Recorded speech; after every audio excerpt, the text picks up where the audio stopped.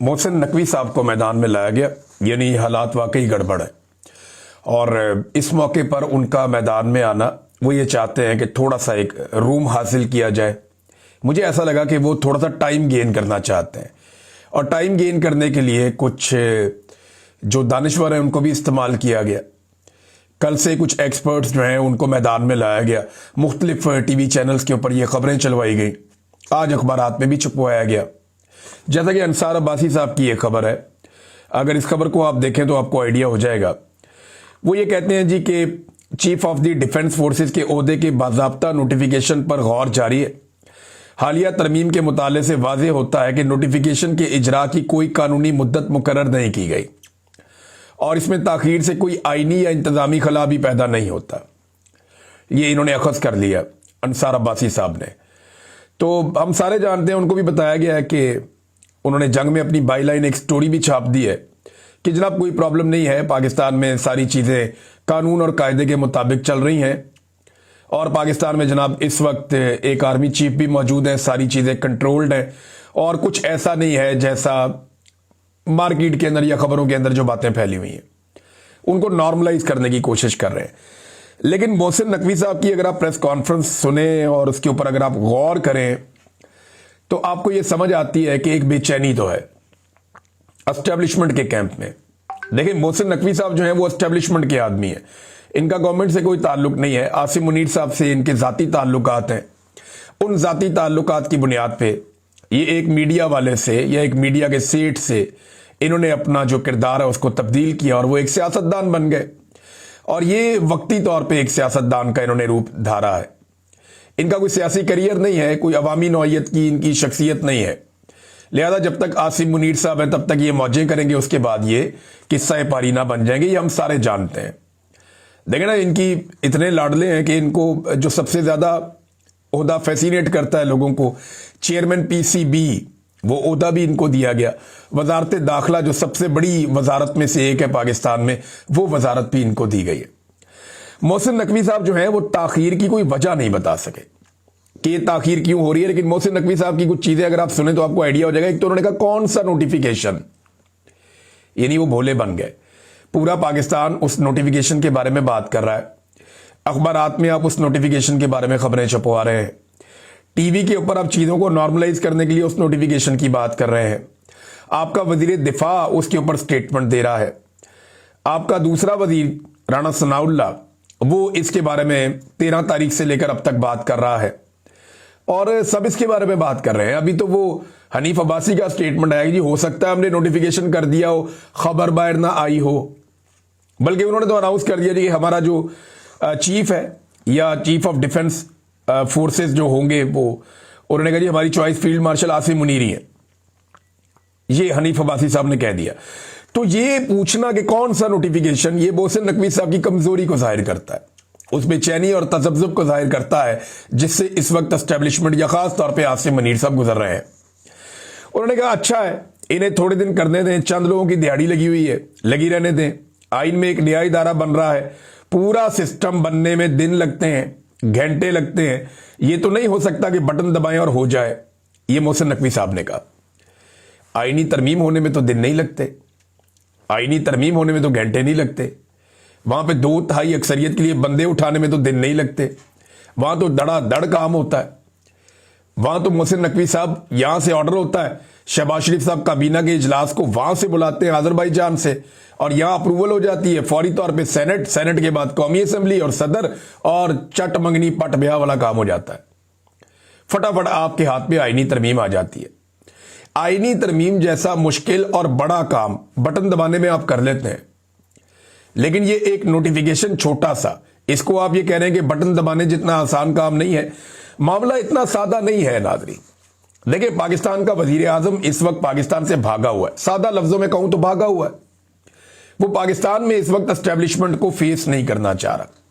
वो बरतानिया में आकर बैठ गया, और गैर जरूरी तौर पे बरतानिया में आकर बैठ गया, क्योंकि वो ये जानता है कि अगर वो पाकिस्तान में होगा तो ये काम उससे जबरदस्ती 5 मिनट में करवा लिया जाएगा। तो वो अपनी मर्जी से करना चाहता है, या डील को अपनी मर्जी से हतमी शक्ल देना चाहता है, या जो गारंटीज उसे चाहिए वो गारंटीज हासिल करना चाहता है, ये अमेरिकन अप्रूवल की अगर आप बात कर ले, कुछ भी है, जो भी है, वजीर आजम पाकिस्तान अगर अभी पाकिस्तान में नहीं है तो उसका सबसे बड़ा रीजन ये है कि वो इस सिचुएशन को अवॉइड करने के लिए बरतानिया में आया।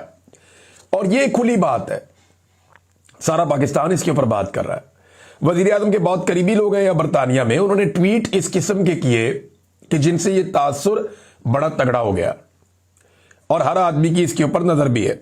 तो वजीर आजम बरतानिया में बैठा कि उससे जबरदस्ती ना करवाई जा सके। आप अंदाजा करें पाकिस्तान में किस लेवल की बदमाशी है कि जो चाहिए वो हासिल कर लिया जाता है। अभी मैं इसके बारे में आपको आने वाले दिनों में कुछ चीजें बताऊंगा कि कैसे पाकिस्तान में बदमाशी करके लोगों से क्या कुछ छीन लिया गया और किस तरीके से छीना गया और इसके अंदर कौन कौन से इदारे मुलव्वस हैं, ये मैं आपको आने वाले वक्त में बताऊंगा। लेकिन अच्छी खासी जो है वो कमजोरी नजर आ रही है एस्टेब्लिशमेंट की और बेचैनी नजर आ रही है। देखें ना, अब शहजाद अकबर साहब ने चंद अफसरान की जो अंदरूनी एक खैंचातानी चल रही है उसके ऊपर कुछ चीजों को रिपोर्ट किया। उन्होंने कहा जी अंदरूनी खाना खैंचातानी चल रही है, ये उदा मुझे चाहिए, वो मुझे चाहिए, वो मुझे चाहिए। इस चक्कर के अंदर एक दूसरे के फैमिली मेंबर भी उठा लिए गए। ये बात जो है शहजाद अकबर साहब ने रिपोर्ट कर दी। अब जब उन्होंने ये खैंचातानी रिपोर्ट की, इस पर बहुत तकलीफ हुई। मोहसिन नकवी साहब आए, उन्होंने आके धमकी भी लगा दी। उन्होंने कहा जी इनको उठाकर पाकिस्तान लेकर आएंगे, ये पाकिस्तान पहुंचेंगे, इनको जवाब देना पड़ेगा, आपको हम लेकर आएंगे। देखिए पता नहीं इनको आप पाकिस्तान ले जा पाएंगे या नहीं ले जा पाएंगे। मुझे मुस्तकबिल करीब में नजर आ रहा है कि आप पाकिस्तान से भागेंगे। शहजाद अकबर साहब को या दीगर लोगों को पाकिस्तान उठा के ले जाना तो ये बहुत दूर की बात है। आज तक पता नहीं कितने लोगों को पाकिस्तान की एस्टेब्लिशमेंट पाकिस्तान ले जा पाई है। बेशुमार ऐसे लोग जिन्होंने पाकिस्तान के साथ बहुत बुरा किया वो बाहर बैठे हुए हैं और इनके साथ राब्तों में भी हैं, उनको तो आज तक ये ले जा नहीं पाए। अल्ताफ हुसैन साहब के बारे में इन्होंने बड़े बड़े दावे किए थे, आज तक उनको तो ले जा नहीं पाए। तो ये इन लोगों को ले जाएंगे पाकिस्तान उठा के। जो मुझे दिखाई दे रहा है वो ये दिखाई दे रहा है कि बहुत जल्दी ये सारे लोग खुद पाकिस्तान छोड़कर भाग जाएंगे। आज नहीं तो कल इनको भागना पड़ेगा, क्योंकि अवाम में इनकी जड़ें हैं नहीं, लोग इनसे नफरत करते हैं और इनका इक्तदार हमेशा रह नहीं सकता। उसकी वजह भी यही है कि अवाम इनसे नफरत करती है। एक दिन इनका ये सारा का सारा महल गिर जाएगा, फिर इनको पाकिस्तान से भागना पड़ेगा, जूतियां छोड़ के भागेंगे।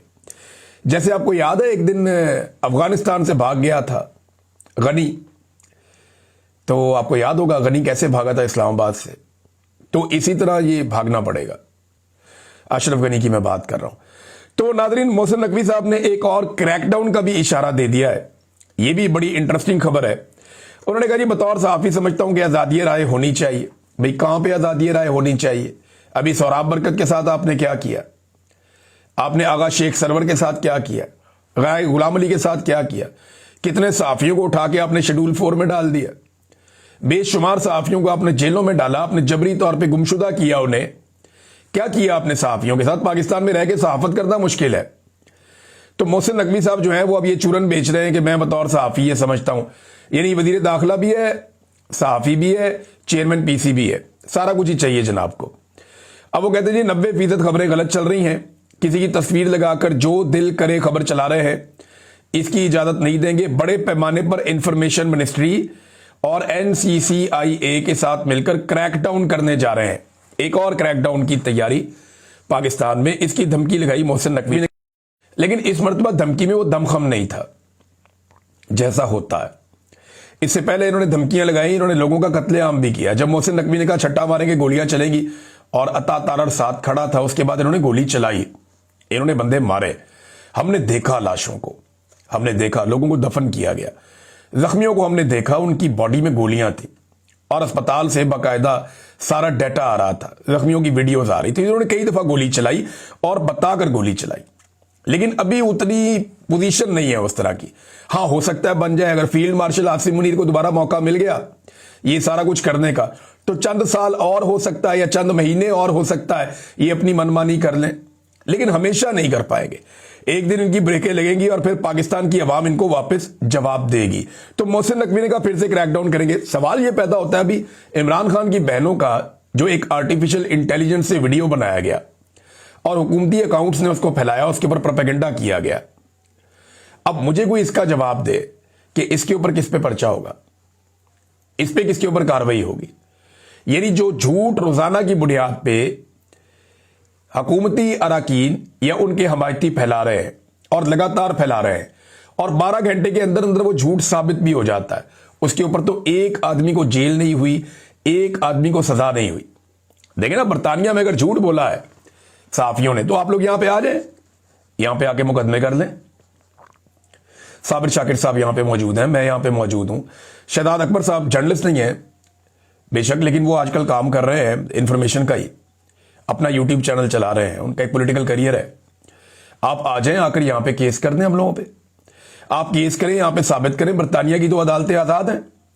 इससे पहले आपकी लीडरशिप ये कर भी चुकी है। तो आप आए ना, आकर यहां केस करें और केस करके आप साबित करें कि जो खबरें दी गई हैं वो खबरें गलत है। जिसके खिलाफ खबर है वो आ जाए और आकर साबित कर ले। ऐसे तो नहीं होता, मजाक तो नहीं है। और ये केस करना चाहते हैं, ऐसा नहीं है कि ये नहीं करना चाहते, ये करना चाहते हैं, लेकिन क्योंकि जो खबर हम देते हैं वो ठोक बजा कर देते हैं और हमें पता है कि इसके असरात क्या होंगे इस खबर के।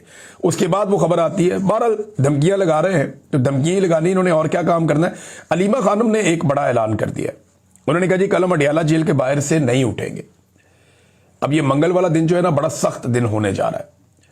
अगर नोटिफिकेशन ना हुआ मंगल के दिन तक तो इमरान खान साहब की मुलाकात मुश्किल है। और अगर इमरान खान साहब की मुलाकात ना करवाई गई और नोटिफिकेशन भी ना हुआ तो वहां पे पंगा पड़ जाएगा।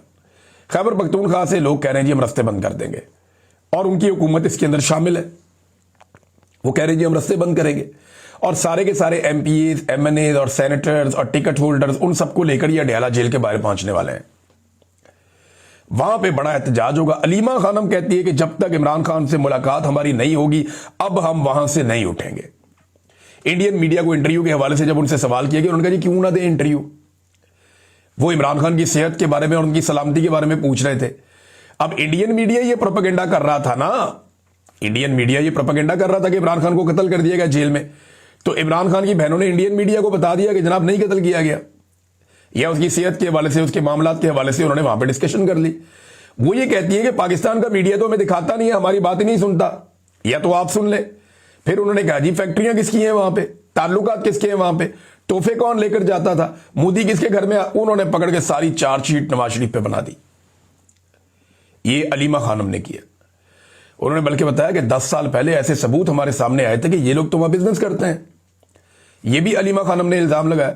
तो उन्होंने कहा गोली चलानी है गोली चलाओ, आंसू गैस चलानी है आंसू गैस चलाओ, हम वहां से नहीं जाएंगे, हम अडियाला के बाहर आकर बैठ जाएंगे, ये अलीमा खानम ने कहा। अब एक और नाज़रीन डेवलपमेंट हुई, वो ये कि रावलपिंडी की जो दहशतगर्दी की अदालत है उसने ये हुक्म जारी किया कि निमल यूनिवर्सिटी और शौकत खानम अस्पताल के जो अकाउंट्स हैं उन्हें खोल दिया जाए, यानी जो अकाउंट्स बंद किए गए उन्हें खोला जाए। अदालत में यह बताया गया कि अलीमा खान के जो जाती अकाउंट्स हैं वो अकाउंट्स तो बंद रहेंगे, लेकिन जो बाकी अकाउंट्स हैं वो खोल दिए जाएंगे। और बंद वो इसलिए हो गए थे कि अलीमा खानम का आईडी कार्ड उनके साथ मुंसलिक था। आप पाकिस्तान की वजारत दाखिला के निज़ाम का अंदाजा कर लें, आप अंदाजा कर लें आप क्या हालात हैं कि एक खातून के अकाउंट बंद करने थे पकड़ के, वो शौकत खानम के भी बंद कर दिए, निमल के भी बंद कर दिए। ये आइडेंटिफाई नहीं कर सके, क्लासिफाई नहीं कर सके कि ये अकाउंट अलग है वो अलग है। एक यूनिवर्सिटी के और एक अस्पताल के जहां पे लोगों का मुफ्त इलाज हो रहा है उसके भी अकाउंट इन्होंने बंद कर दिए। तो मरीजों के साथ इन्होंने ज्यादती की। बहरहाल ये अकाउंट अब खुल गए हैं, ये अच्छी बात है। नाज़रीन एक बड़ा इंकशाफ है जो रियासत अली आज़ाद साहब ने किया है। रियासत अली आज़ाद साहब आप सब जानते हैं एक साबिक सदर हैं और इनका ताल्लुक है इस्लामाबाद हाई कोर्ट बार से। वो ये कहते हैं वफाकी आईनी अदालत इसलिए बनाई गई है कि एक सियासी जमात पाकिस्तान तहरीके इंसाफ पर पाबंदी लगाई जाएगी और रेफरेंस यहां भेजा जाएगा। यानी उन्होंने बताया उनको ये बात पता चली है और ये बड़ी खौफनाक बात है। वो ये कहते हैं पाकिस्तान तहरीके इंसाफ पर बतौर जमात पाबंदी लगाई जाएगी और फिर रेफरेंस भेजा जाएगा वफाकी आईनी अदालत में, क्योंकि अब यहां पे रेफरेंस आना है। सुप्रीम कोर्ट ऑफ पाकिस्तान की तो आईनी हैसियत खत्म हो गई है, तो वफाकी आईनी अदालत में तो अपने बंदे बिठाए हुए हैं। एस्टेब्लिशमेंट उन्हें जो कहेगी या जो फैसला लिखकर देगी वो सुना देंगे जज। अब वो ये कहते हैं कि वो जो पाकिस्तान तहरीके इंसाफ पर पाबंदी लगाने का फैसला है वो भिजवाया जाएगा वफाकी आईनी अदालत को, और ये अदालत उस फैसले के ऊपर टप्पा लगा देगी और उसके बाद खैबर पख्तूनख्वा में गवर्नर राज लगा दिया जाएगा और ये वफाकी आईनी अदालत उस पर भी ठप्पा लगा देगी। यानी जब गवर्नर राज लगेगा तो ये कहेंगे ठीक है जी, लगा रहने दो, जरूरत है। तो नजरिया जरूरत के तहत जनाब अब ये गवर्नर राज भी चलेगा। ये वो कह रहे हैं रियासत अली आजाद साहब। अब उनका ये कहना कि मैं वार्निंग दे रहा हूं, ये कर दिया जाएगा, और उनके पास ये इतला है, और ये अगर इतला उनकी ठीक है तो ये बड़ी खौफनाक इतला है कि जनाब पहले पीटीए पे पाबंदी लगाओ, वफाकी आईनी अदालत से उस पर ठप्पा लगवा लो, पाबंदी पक्की हो गई। उसके बाद खैबर पख्तूनख्वा में गवर्नर राज लगाओ, वफाकी आईनी अदालत में मामला ले जाओ, वो उसके ऊपर भी ठप्पा लगा देंगे, वो भी पक्का हो गया। लेकिन गवर्नर राज अगर उन्होंने लगा दिया ना तो ये अपने ताबूत में एक और कील ठोंक लेंगे, क्योंकि खैबर पख्तूनख्वा में गवर्नर राज लगा के ये सुहेल अफरीदी को वो ताकत दे देंगे जो उसको वो इस्तेमाल फिर कर लेगा या वो कर सकेगा। वजह यह है कि जो मोमेंटम अभी स्लो बन रहा है, गवर्नर राज लगने की सूरत में वो बिजली की रफ्तार से बनेगा। मुझे अच्छी तरह याद है कि पंजाब में ना मोमेंटम नहीं बनता था वकला तहरीक में, लेकिन जैसे ही पीपल्स पार्टी की हुकूमत ने पंजाब में गवर्नर राज लगाकर सलमान तासीर को इक्तदार दे दिया, उसको सौंप दिया, मरहूम सलमान तासीर हमें याद है अच्छी तरह, तो सलमान तासीर को इक्तदार दे दिया तो शरीफ खानदान फारग हो गया। तो उसके बाद बड़ा जबरदस्त मोमेंटम बन गया, अवाम भी खड़ी हो गई। तो इसी तरह अवाम खड़ी हो जाएगी खैबर पख्तूनख्वा में अगर कोई मेहरबानी कर दे और गवर्नर राज लगा दे खैबर पख्तूनख्वा में। मुझे नहीं लगता कि एस्टेब्लिशमेंट इतनी बड़ी गलती करेगी, लेकिन इनका पता भी कोई नहीं है, एक पागलपन का ये शिकार तो है। एक और खबर है नादरी, और ये खबर है जस्टिस सुल्तान तनवीर साहब, ये लाहौर हाई कोर्ट के जज हैं, और हसन न्याजी साहब ने एक दरखास्त कर रखी है, अपील कर रखी है लाहौर हाई कोर्ट में, इमरान खान साहब के भांजे हैं। इनकी दरखास्त यह है कि जनाब जो मिलिट्री कस्टडी में इनको रखा गया और जो कोर्ट मार्शल की कार्रवाई इनके खिलाफ की गई वो गैर कानूनी और गैर आईनी है, लिहाजा उसके खिलाफ ये अपील में गए हुए हैं हाई कोर्ट में और इनको वहां से रिहाई मिलनी है। तो इनका एक बेंच पहले बना था, वो बेंच टूट गया। अब जब दोबारा बेंच बना उसमें जस्टिस सुल्तान तनवीर जो है वो बेंच के सरबराह थे, 2 रुकनी बेंच। अब ये बेंच भी टूट गया क्योंकि जज साहब ने समाज से इनकार कर दिया, उन्होंने मादरत कर दी, उन्होंने कहा मैं नहीं सुनता। आप अंदाजा करें कि जजेस के ऊपर कितना दबाव है कि जजेस हसन न्याजी का केस नहीं सुन पा रहे। पहले एक जज के पास जाता है वो कहता है मैं नहीं सुनता, दूसरे के पास जाता है वो कहता है मैं नहीं सुनता। ये निजाम किस हद तक नंगा हो चुका है। अब एक और बेंच बनेगा, ये केस वहां पे जाएगा। तो मेरे ख्याल में अब जस्टिस आलिया नीलम साहिबा को कोई ऐसा बेंच बनाना चाहिए जो टूटे ना और मन मर्जी का फैसला दे दे। यानी जजेस की गैरत भी गवारा नहीं कर रही कि यार इनके साथ हम और कितनी ज्यादती करें इस खानदान के साथ। और देखें मिलिट्री कोर्ट को जो भी जज जस्टिफाई करेगा वो मुनसफ होने का हक अदा नहीं करेगा, उसके ऊपर हमेशा ये दाग और धब्बा लगा रहेगा। पाकिस्तान की आईनी अदालत के ऊपर ये दाग लगा हुआ है, वो जो मर्जी करे ये दाग धुलना नहीं है। तो नादरीन ये खबरें थी, अब तक के लिए इतना ही। अपना ख्याल रखिएगा, अपने इस चैनल का भी। अल्लाह हाफिज।